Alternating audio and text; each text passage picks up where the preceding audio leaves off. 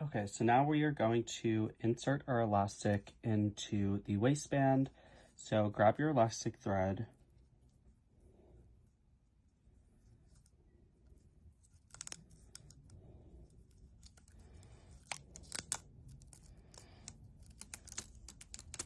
Okay, so now with our elastic yarn, we are going to reinsert it like we would normal yarn, but we're gonna work on the edges of the waistband. That way it comes in nice and tightly on our waist. So we're gonna start with the first stitch from the seam, and we're gonna go into these ridges that you see here. So it's going to be in the middle. It's basically the back of the single crochet, but it's the middle of the stitch. So find that loop. It doesn't really necessarily matter which loop.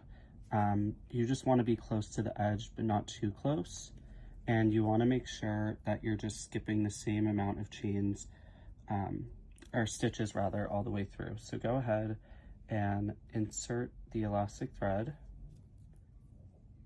Chain one to secure, and I definitely recommend pulling on the tail end because it's going to be loose to begin with. And then I like to go into that same loop and just make a slip stitch.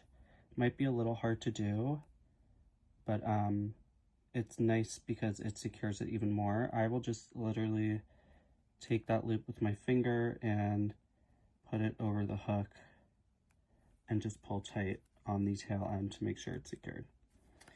Okay, so now from here, we are going to skip every 3 loops that you see. So 1, 2, and then onto the third is where you're going to insert your hook into that loop only, and then you're going to yarn over and slip stitch. Now it might be a little hard to work with because it's really thin and we're still using the 3.75 millimeter, but this will guarantee that it stays loose and consistent throughout the whole entire piece.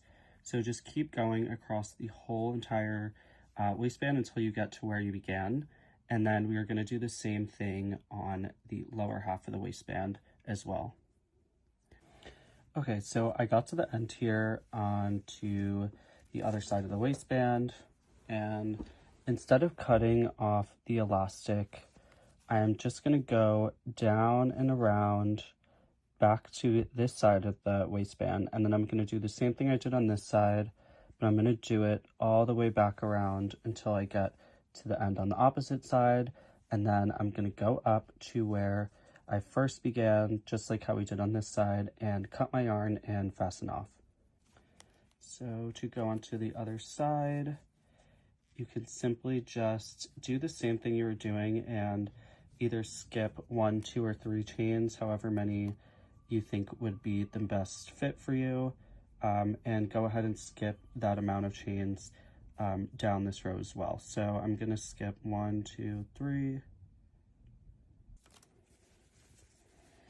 Okay, so now you could see that it's starting to crunch up once you've finished, but now we're going to go ahead and finish on the other side.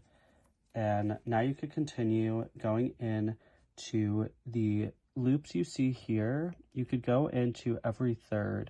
So I'm going to go into 1, 2, 3, which is this one. 1, 2, 3.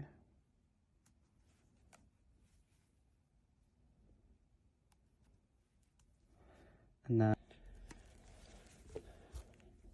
okay, so I got to the other side of the waistband here, and I'm going to do what I did on the other side and just go around to where I started. That way it is the same on both sides. So go ahead and skip the amount of chains that you were skipping. I was skipping 3, so I'm going to skip every 3 spaces and go down to where my beginning was. Okay, so when I get to the end here, you are basically going to just make one last slip stitch into that beginning one that you initially made. So go on in, make a slip stitch, and then just like the normal yarn, we are going to cut our elastic thread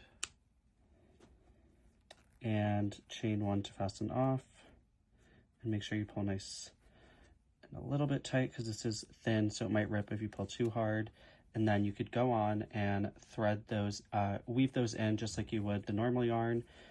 And for the side elastic, since it's also a rectangular shape, you're going to do the same exact thing. You're going to start on one end and then work down the edges, go around and work down the other edge until you get to that starting slip stitch, and then cut your yarn and fasten off.